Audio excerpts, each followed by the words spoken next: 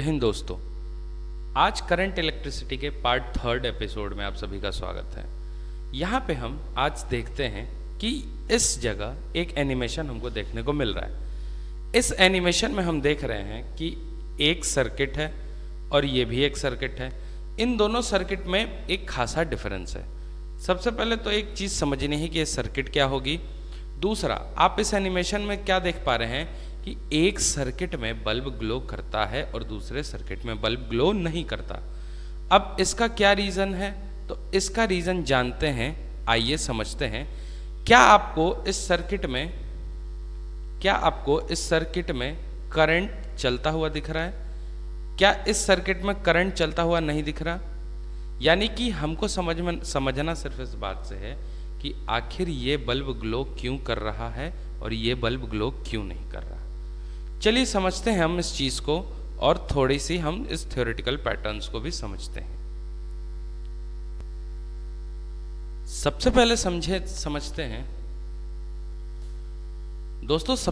समझते हैं कि आखिर ये इलेक्ट्रिक सर्किट होता क्या है। तो देखो, ये जो इलेक्ट्रिक सर्किट है एक्चुअली में एक पाथ है। पाथ किस बात के लिए? तो पाथ है ये आपके करंट के फ्लो होने के लिए। मीन्स करंट को फ्लो होने के लिए एक रास्ता चाहिए, उसी रास्ते को हम बोलते हैं इलेक्ट्रिक सर्किट।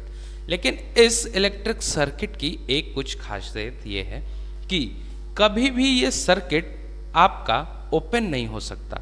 ओपन कहने का मतलब कि अगर हम देखें तो पाथ ऑफ सर्किट एकदम क्लोज होना चाहिए। Close means it should not have any आपका ओपनिंग एंड।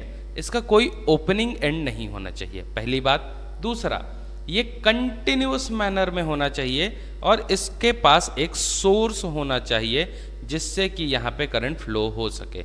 यानी कि हमको समझना है कि इलेक्ट्रिक सर्किट आखिर हुआ क्या, तो ये एक क्लोज्ड पाथ हुआ जिस पे कि आपका करंट फ्लो करता है।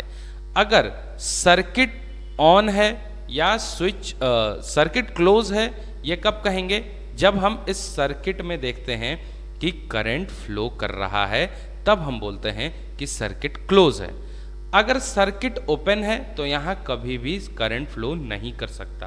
क्यों? क्योंकि इसका एक सिंपल सा रीजन है। देखिए समझिए, मैं आपको यहाँ बता रहा हूँ कि अगर यहाँ देखिए, ये है सेल के दो टर्मिनल्स होते हैं, एक बड़ा वाला डंडा, एक छोटा वाला। बड़े वाले को हम पॉजिटिव बोलते हैं और छोटे वाले को निगेटिव। ना समझना क्या है कि मैंने आपको लास्ट क्लास में सिखाया था कि करंट कहाँ से कहाँ फ्लो करेगा। देखिए, इलेक्ट्रॉन तो जाएगा माइनस से प्लस, तो करंट जाएगा आपका प्लस से माइनस। यानी कि अगर मैं ये एक सर्किट बनाऊं जिसमें ये एक बैटरी है, तो करंट घूम घूम के प्लस से आपका कहाँ तक जाएगा भैया? माइनस तक। नाउ अगर मैं इस सर्किट में थोड़ा सा ब्रेकिंग रखूं, थोड़ा सा ब्रेकिंग मीन्स मैं इस सर्किट में यहाँ से अब ऐसे कर दूं, मतलब मैं इस पाथ में कहीं डिसकंटिन्यूअस मैनर बना दूं, या इस पाथ को मैं तोड़ दूं बीच से कहीं, या इस पाथ को मैं ब्रेक कर दूं, या इसमें लगा एक कंपोनेंट हटा दूं जिसके कारण यहाँ करंट को चलने का जो कंटिन्यूअस पाथ है वो ना मिले। तो होगा क्या? यहाँ से करंट यहाँ तक तो आ जाएगा, लेकिन इस पॉइंट से इस पॉइंट तक जाने के लिए उसके पास कोई पाथ नहीं होगा। इसीलिए इस वाले सेक्शन में करंट वापस नहीं आएगा। यहाँ से करंट जब तक घूम के वापस यहाँ ना पहुँचे, हम कहते हैं इस सर्किट में करंट आ ही नहीं सकता। क्यों? क्योंकि करंट जब तक जितनी बैटरी से निकला नहीं, जब तक उतनी बैटरी में पहुँचा नहीं, तब तक इसमें करंट आएगा भी नहीं। मतलब कि यहाँ रीज़न क्या बनता है कि इस पाथ में जो कि यहाँ पे आपका कोई सोर्स नहीं है, कोई वे नहीं है जिससे कि चार्ज या फिर करंट इस जगह से इस पॉइंट से इस पॉइंट तक आ जाए, तो इसी कारण यहाँ करंट फ्लो नहीं करेगा। यही कारण है कि यहाँ बल्ब ग्लो नहीं कर रहा, और यही कारण है कि यहाँ बल्ब ग्लो कर रहा है। हमेशा याद रखना है, फ्लो क्या करता है? तो देखो, एकदम ओरिजिनली फ्लो करता है इलेक्ट्रॉन ही, यानी कि चलेगा इलेक्ट्रॉन ही। तो इलेक्ट्रॉन इस जगह से इस जगह कैसे जाएगा? यहाँ कोई रास्ता नहीं, इसीलिए इस बल्ब में इलेक्ट्रॉन नहीं फ्लो कर पाएगा ठीक से, या इलेक्ट्रॉन फ्लो ही नहीं कर पाएगा। इसी कारण यहाँ पे आपका कोई भी करंट नहीं होगा और ये बल्ब ग्लो नहीं करेगा। नाउ कुछ चीज़ें सर्किट में लगी होती हैं जिसको बोलते हैं हम कंपोनेंट्स ऑफ सर्किट। यहाँ उसके कुछ डायग्राम्स है, आपके एनसीईआरटी बुक में इन सब सारे पिक्चर्स को आप देख सकते हैं। यह है एक सेल, यह है composition of very much cell, यह है प्लग।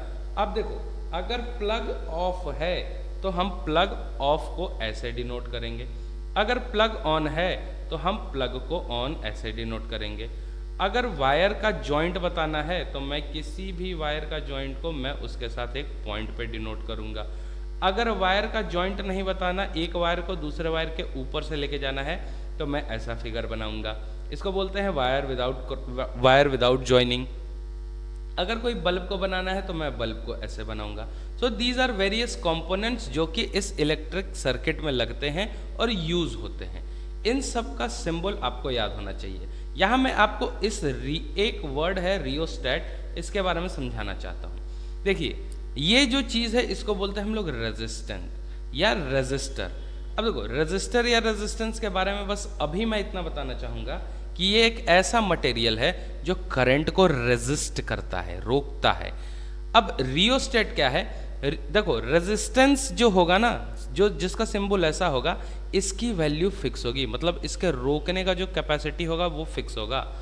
अगर रियोस्टेट होगा तो उसका फिगर ऐसे होगा, यानी कि ये अब डिनोट करता है एक ऐसे रेजिस्टेंस को जिसकी वैल्यू फिक्स नहीं है।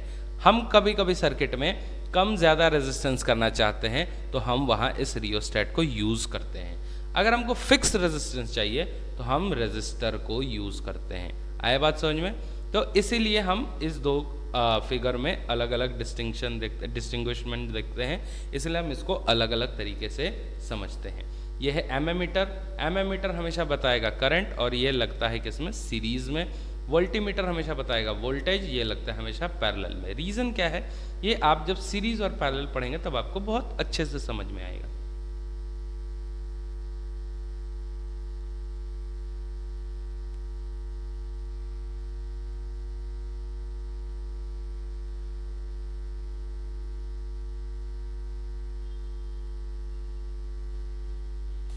तो इस लेक्चर में हमने सीखा कि इस इलेक्ट्रिक सर्किट का नाम, इस काम क्या है, ये आखिर है किस चिड़िया का नाम, इसमें बल्ब कब ग्लो करेगा, बल्ब कब ग्लो नहीं करेगा, सर्किट ऑन क्या होता है, सर्किट ऑफ क्या होता है, स्विच ऑन क्या होता है, स्विच ऑफ क्या होता है, बल्ब क्यों नहीं ग्लो कर पाता, इसका एक रीज़न है। अच्छा एक चीज़ और बताना चाहता हूँ, देखो इस सर्किट में आखिर करंट फ्लो कर रहा है तो क्यों कर रहा है, इसका एक रीज़न क्या है कि इसमें इलेक्ट्रॉन्स जो हैं इस वायर के वो मूव करते हैं इस वायर के अलोंग। अब जैसे दो वायर ब्रेक कर दिया जाता है ना, तो इतने ही दूर उसके अंदर इलेक्ट्रॉन्स है जहाँ पे वायर ब्रेक हुआ और उसके बाद जहाँ पे वायर दूसरा है, इसके बीच में जो एयर है इसमें कोई भी इलेक्ट्रॉन मूव नहीं कर पा रहा, इसीलिए यहाँ पे करंट फ्लो भी नहीं कर पा रहा। आई होप कि आपको यहाँ से वीडियो समझ में आया होगा कि सर्किट ऑन और ऑफ या क्लोज्ड या ओपन सर्किट होता क्या है। आज के लिए इतना ही।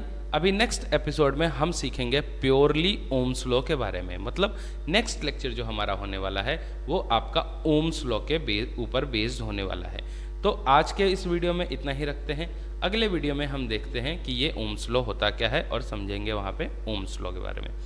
चलिए तब तक के लिए जय हिंद, जय भारत।